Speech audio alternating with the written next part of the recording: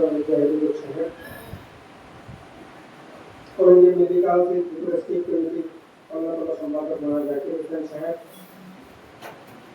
সিপাহী জেলা মেডিকেল কাউন্সিলের কর্মকর্তাবৃন্দ, উপস্থিত। এতক্ষণ আপনারা অনেক মূল্যবান বক্তব্য শুনেছেন। আমরা স্বল্প সময়ের ভিতরে আমার কথা বলা এখানে শেষ করব। আপনারা অবশ্যই জানেন যে অ্যাডভোকেট হতে হলে ল কলেজে করতে হয়, প্রফেসর হতে হলে ইউনিভার্সিটিতে করতে হয়, হাফিজ হতে হলে মাদ্রাসায় করতে হয়, আর ডাক্তার হতে হলে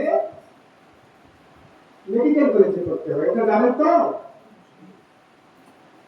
যারা আমাদের দেশে প্রথম বিভাগে পাস করে সিকিউর ফার্স্ট ক্লাস, তারা কি হয়? ডাক্তার হয়, ইঞ্জিনিয়ার হয়, অ্যাডভোকেট হয়, রেজিস্ট্রার হয়, ডক্টর জহিরুলের মতো ব্যক্তিত্ব হিসাবে নিজেকে আত্মপ্রকাশ করতে পারে। যারা সেকেন্ড ডিভিশনে পাস করে তারা কি হয়? দেশের ব্যবসায়ী হয়। যারা থার্ড ডিভিশনে পাস করে তারা দেশের এমএলএ এমপি হয়। যারা 22 পাস করে তারা গ্যাং লিডার হয়। তো গ্যাং পলিটিশিয়ানরা সমস্ত আইপিএস আইএস অফিসারদেরকে কন্ট্রোল করে, ডাক্তার ইঞ্জিনিয়ারদেরকে কন্ট্রোল করে, আর পলিটিশিয়ানদেরকে কন্ট্রোল করে যারা আমাদের সমাজের মূর্খ শ্রেণীর, যাদেরকে আমরা বলি আন্ডারওয়ার্ল্ড, উগ্রপন্থী। উগ্রপন্থী যদি মন্ত্রীকে বলে অর্ডার বড় করতেই হয়। এটা বুঝতে পেরেছি? এই হলো আমাদের বর্তমান সমাজ ব্যবস্থা। আপনারা কি চান এই সমাজ ব্যবস্থা এভাবে থাকুক? আমরা চাই না। উত্তরণের প্রয়োজন। যারা সমাজের প্রকৃত অর্থে যারা সমাজকে পরিচালনা করছেন, দায়িত্ব পালন করছেন এবং শিক্ষা গ্রহণ করছেন, তাদেরকে আমরা প্রকৃত অর্থে মূল্যায়ন করতে চাই, তাই তো? পবিত্র কোরআনে 13 নম্বর সূরা আর রাদের 11 নম্বর আয়াতে আল্লাহ পাক ঘোষণা করেছেন। একটু আগে আমরা জাকির হোসেন সাহেব সেই আয়াতটি তেলাওয়াত করেছেন আপনাদের সামনে। আল্লাহ তাআলা ততক্ষণ কোন জাতির অবস্থা পরিবর্তন করেন না যতক্ষণ তারা নিজেদের অবস্থা পরিবর্তন না করে। আল্লাহ তাআলা does not change the state of mankind until they change their state themselves. আমরা যদি আমাদের অবস্থা পরিবর্তন না করি তাহলে আমাদের অবস্থা অন্য কেউ পরিবর্তন করবে না, আমরাই করতে হবে। সুতরাং সেই নিরিখে আমরা আমাদেরকে তৈরি করতে হবে।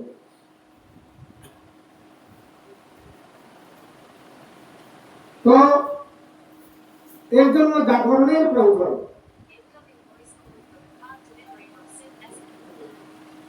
জাগরণ করতে হবে। জাগরণের জন্য দায়িত্ব হলো এটা আমাদের।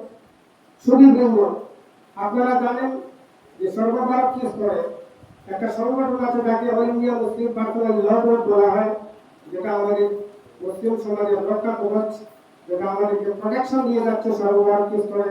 আমাদের উপর যখনই কোনো কালো মেঘ আসে তখন তারা মহামান্য সুপ্রিম কোর্টে মুসলিমদের তরফ থেকে, মুসলিমদের পক্ষ থেকে তারা লড়াই করে থাকে। যে কোনো সময় সরকার যদি মুসলিমদের বিরুদ্ধে কোনো আইন পাস করে বা পরিপন্থী কোনো কাজ করে তাহলে মুসলিম পার্সোনাল ল বোর্ড সেটা প্রতিহত করে। সেটা হলো একটা বোর্ড সর্বভারতীয় স্তরে। মিল্লি কাউন্সিলের যিনি অল ইন্ডিয়া মুসলিম পার্সোনাল ল বোর্ডের যিনি প্রেসিডেন্ট, তিনি হচ্ছেন মিল্লি কাউন্সিলের ভাইস প্রেসিডেন্ট খালিদ সাইফুল্লাহ রহমান সাহেব। তো এই মিল্লি কাউন্সিল হলো একটা সর্বভারতীয় অর্গানাইজেশন, যে অর্গানাইজেশনে জমিয়ত উলামায়ে হিন্দ, নজরুত কামিল, আহলে সুন্নাত ওয়াল জামাত, আহলে হাদিস, জামাতে ইসলামে হিন্দ প্রত্যেকটি সংগঠনের যারা প্রতিনিধি রয়েছেন, কর্মকর্তা রয়েছেন বা হেড রয়েছেন, head of the institution, head of the অর্গানাইজেশনকে সেখানে মেম্বার করা হয়। তো সারা ভারতবর্ষে মিল্লি কাউন্সিলের কেন্দ্রীয় কমিটির বিভিন্ন সদস্যরা রয়েছেন। আসাম থেকে রয়েছেন হাফিজ রশিদ আহমেদ চৌধুরী সাহেব, ত্রিপুরা থেকে আমি আছি, এবং প্রত্যেকটা স্টেটে স্টেট কমিটি রয়েছে। সেই স্টেট কমিটি মানুষের হয়ে কাজ করছে, আপনাদের হয়ে কাজ করছে। ত্রিপুরা স্টেট কমিটি 15 বছর আগে গঠন করা হয়েছে এবং ত্রিপুরার জনগণের স্বার্থের জন্য কাজ করে আসছে। আমরা ত্রিপুরার মাননীয় মুখ্যমন্ত্রী আজ থেকে অনুমান 8 বছর আগে আমরা দাবি সনদ দিয়েছিলাম ত্রিপুরা রাজ্যের হজ ভবন সহ এম্বারকেশন পয়েন্ট তাছাড়া অন্যান্য বিভিন্ন দাবি সম্বলিত স্মারকপত্র দেওয়ার পর মানিক সরকার একটা কথা বললেন যে আরো তো মুসলিম সংগঠন আমাদের কাছে স্মারকলিপি নিয়ে আসেন, তাদের দাবি সনদের মধ্যে আর আপনাদের মধ্যে একটা পার্থক্য দেখছি, আমার ভালো লেগেছে। তিনি বলেছিলেন যদি আপনি আমাকে দাবি সনদটা আগে দিতেন তাহলে আমি অফিসারকে ডেকে বসিয়ে দেখাতাম যে এত সুন্দর দাবি। কেন বলেছিলেন জানেন?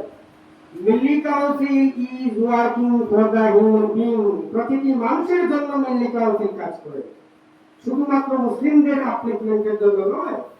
তাই সেটা মুখ্যমন্ত্রীর কাছে ভালো লেগেছিল। যেমন ত্রিপুরা হাইকোর্ট যদি হয় সেটা কি মুসলিমদের উপকার হবে? সবার উপকার হবে।